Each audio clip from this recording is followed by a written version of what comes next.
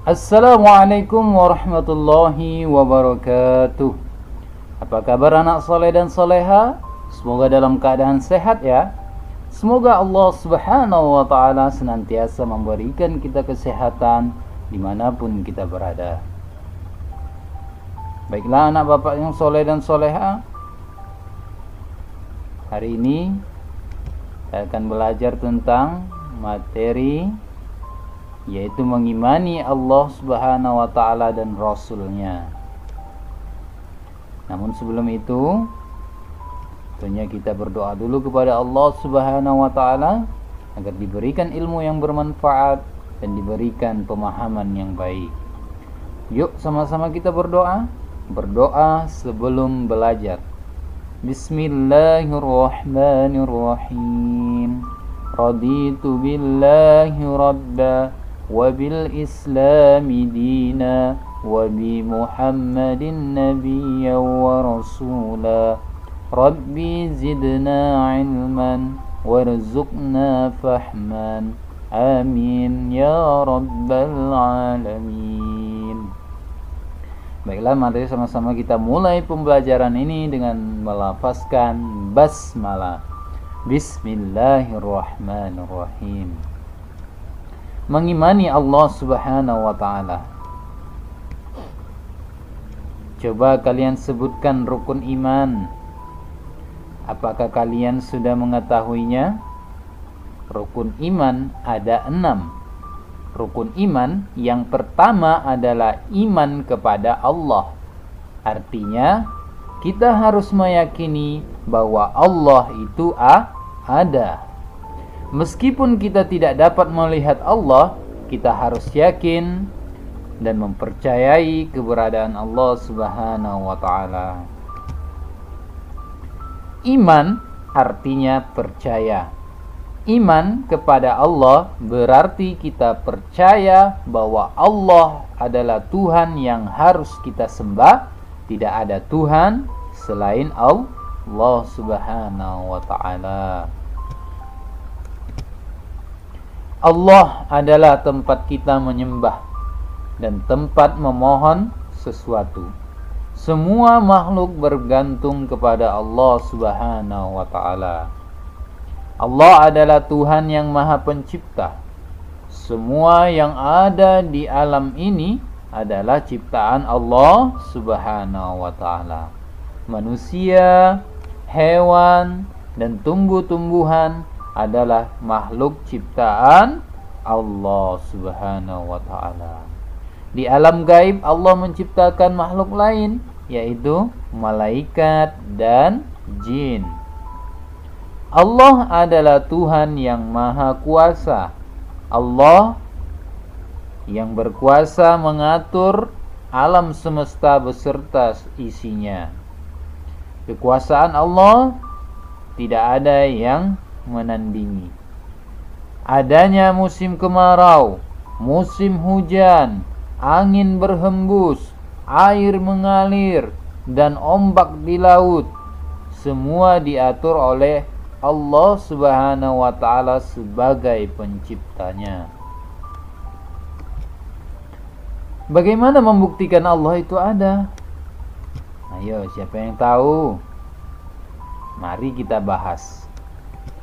Yang pertama, bukti yang pertama kita mengimani Allah adalah menyembah Allah semata. Allah adalah satu-satunya Tuhan yang wajib disembah. Kita tidak boleh menyembah selain Allah. Itu namanya syirik. Dan orangnya disebut musyrik. Jadi perbuatannya disebut syirik dan orang yang melakukannya disebut musyrik. Perbuatan syirik termasuk dosa besar yang tidak diampuni Allah subhanahu wa ta'ala. Jadi bukti yang pertama adalah menyembah Allah subhanahu wa ta'ala. Semua ibadah kita harus tujukan kepada Allah subhanahu wa ta'ala. Ketika melaksanakan sholat, puasa, zakat, dan membaca Al-Quran, kita harus berniat karena Allah. Melaksanakan ibadah harus dengan ikhlas, tidak boleh dengan niat riya atau pamer. Jika beribadah bukan karena Allah, tapi karena keinginan pamer atau dipuji orang lain, maka kita akan celaka. Jadi, niatkan semua ibadah kita karena Allah Subhanahu wa ta'ala, lillahi ta'ala. Orang yang beribadah karena Allah berarti meyakini bahwa Allah itu ada. Mereka akan selalu dilindungi dan diselamatkan oleh Allah. Oleh karena itu, rajinlah beribadah kepada Allah sebagai bukti bahwa kita beriman kepada Allah Subhanahu wa ta'ala. Baik, yang kedua, bukti yang kedua yaitu berdoa kepada Allah semata.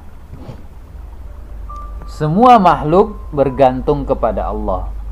Kita berdoa hanya kepada Allah. Jika menginginkan sesuatu, kita harus memohon kepada Allah Subhanahu wa ta'ala.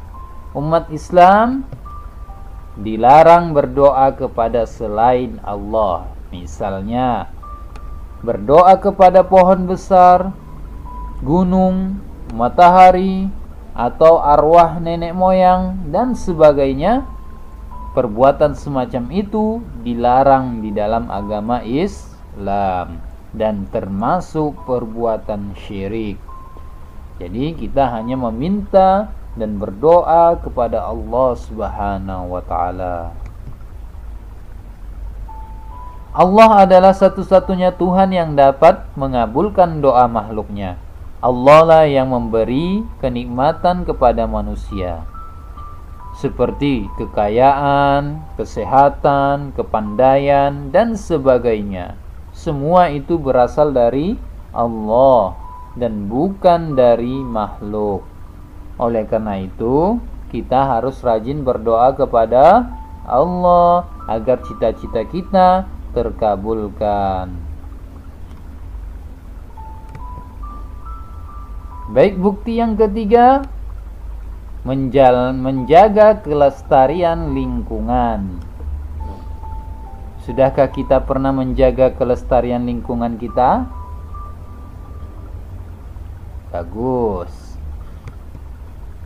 Selain menciptakan manusia, Allah juga menciptakan makhluk lainnya dan alam semesta. Alam semesta ini diciptakan Allah untuk dipelihara oleh manusia.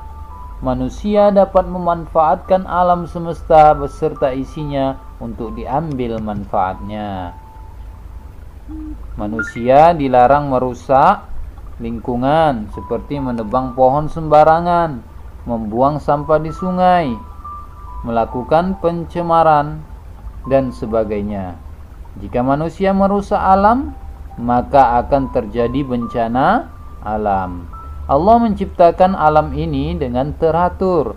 Jika kita merusak lingkungan, berarti kita merusak keteraturan itu. Oleh karena itu, kita harus menjaga lingkungan. Orang yang beriman kepada Allah tidak akan merusak lingkungan yang diciptakan oleh Allah Subhanahu wa ta'ala secara teratur.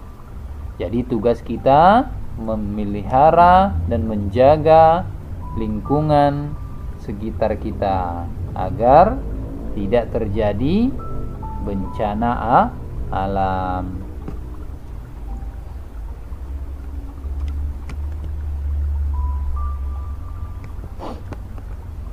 Baiklah anak soleh dan soleha, mungkin sampai di situ dulu materi kita.